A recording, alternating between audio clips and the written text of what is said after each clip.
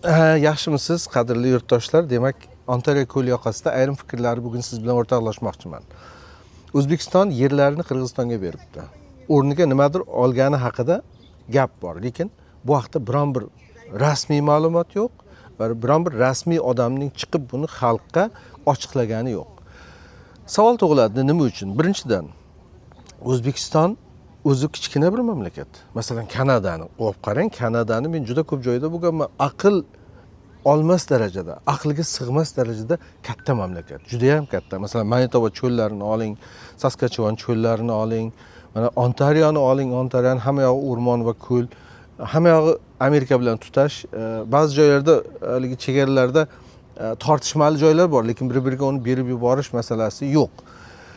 Endi qarang, O'zbekiston oldin ham Qozog'istonga qaysidir joylarni berib yuborgandi, bir necha yil oldin. Bu vaqtda ham hech qachon biron bir ochiqlama qilinmadi.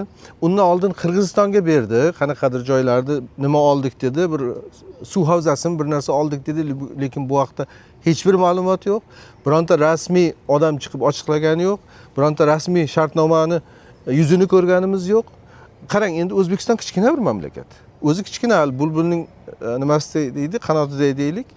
Shunaqa bir mamlakat. Endi uni o'ngga, so'lga kim so'rasa berib yuboraveradimi endi? Bu birinchidan. Ikkinchidan, na prezidentning, na parlamentning xalqdan so'ramasdan bunaqa ish qilishga haqqi yo'q. Va buni kelajakda hali buni hisobi so'raladi.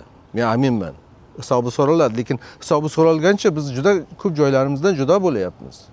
Masalan, Qirg'iziston agar haqiqiy shu nimasiga qaraladigan bo'lsa, o'zbek rayonlari bor, masalan, o'zbek oblastlari bor. O'sh bilan Jalolobod, hozir endi boshqacha qilib yuborishdi. O'sh bilan Jalolobodda O'zbekiston to'liq bizniki deyishga haqqi bor. Chunki qadim o'zbek yerlari. U yerda qirg'iz-mirg'iz bo'lmagan ilgari. Qozog'istonda hozir Turkiston deb qo'yibdi, Jambil, keyin haligi Chimkent, bular hammasi o'zbek yerlari. Turkmanistonga qarasangiz, haligi nima deydi, Tashovuz degan joylar. Bular hammasi o'zbek yerlar. Umuman tarixda o'zbekdan boshqasini bir davlati bo'lmaganki, qanaqa qilib ularning yeri bo'lishi mumkin, tarixiy yeri bo'lishi mumkin. Bu narsani yaxshilab o'ylash kerak. O'zbekdan boshqasini na xonligi, na bekligi, na boshqa bir narsasi bo'lmagan. Hammasi ko'chmanchi. Qirg'iz bilan qozoqda olsangiz, turkman ham shu. O'troq bir nimasi bo'lmagan, bularda bir mahalliy hokimiyati bo'lmagan, davlati bo'lmagan. Shuning uchun bu odamlarni yer talab qilishga O'zbekistondan hech bir haqqi yo'q. Tojikistonda olib, Tojikiston degan mamlakat umuman tarixda bo'lmagan, umuman bir xonligi ham bo'lmagan, bekligi ham bo'lmagan, hech bir shaklda davlatchiligi bo'lmagan bir mamlakat. O'zbekistonning Qo'qon xonligiga oid yerlarda sovetlar bo'lib bergani bo'yicha mana Tojikiston davlati bo'lib turibdi hozir. U ham qancha joylarda Xitoyga berib yubordi, sababi hali bel og'rimagan non yeyishini ko'rdingku, xuddi o'sha voqea bu yerda. Joy o'ziniki bo'lmagan, tarixiy bo'lmaganligi uchun bu narsani demak Xitoyga osongina berib yuboryapti qarz evaziga. Buni ham hisobini qachondir so'rash kerak bo'ladi. Endi eng muhim men aytmoqchi bo'lganim, nima uchun na prezident administratsiyasi, na bo'lmasa hukumat rahbarlari yo nima Oliy Majlisdagi o'sha hali so'zamollar bor-ku, hali qarsak chaladigan nima deydi, nima deylik, mayli endi hozir videoda aytmay qolaylik. O'shalar chiqib biron bir ochiqlama keltirmadi-ki bunga.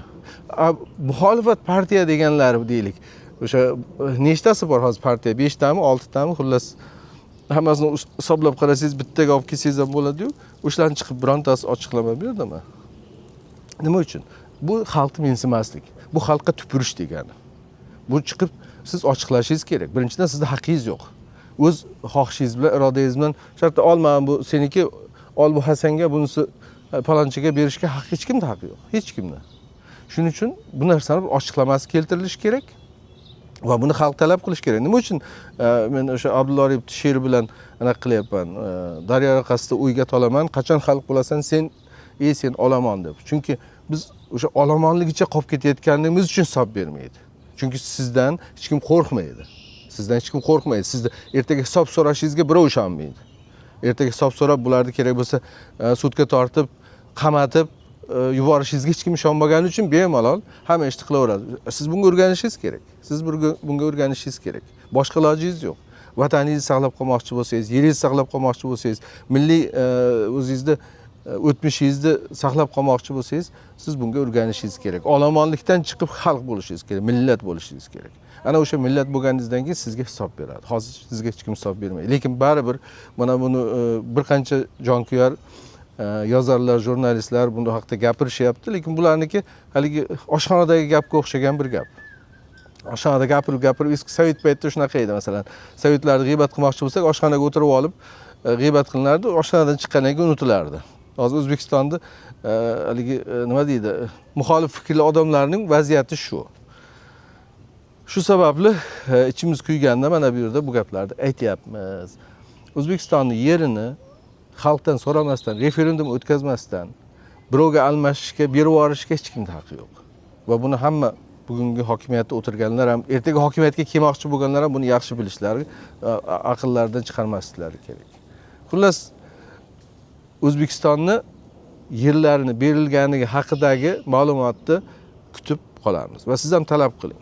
Talab qilingki, bu ma'lumotni oshkor qilishga majbursiz. Har kuni yozing, Facebookga yozing, Twitterga, Xga yozing, boshqa tarmoqlarga, TikTokmi, qo'lingizda nima bor bo'lsa hammasiga yozing, qani hisob beringlar.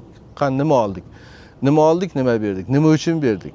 Va birinchidan bu, ikkinchidan kimdan ruxsat olindi? Kimdan ruxsat olindi? Mana bu masalani ko'tarishingiz kerak. Afsuslar bo'lsinki, hozirgi paytda O'zbekistonda xalqqa hisob berish praktikasi yo'q. Xalqqa hisob berish praktikasi yo'q. Shu aytmoqchi bo'lganlarim shu, hisob so'rashga o'rganish kerak va O'zbekistonning yerlarini tarqatib olsanga, massanga, buni hasanga qilishni bas qilish kerak. Shu gap.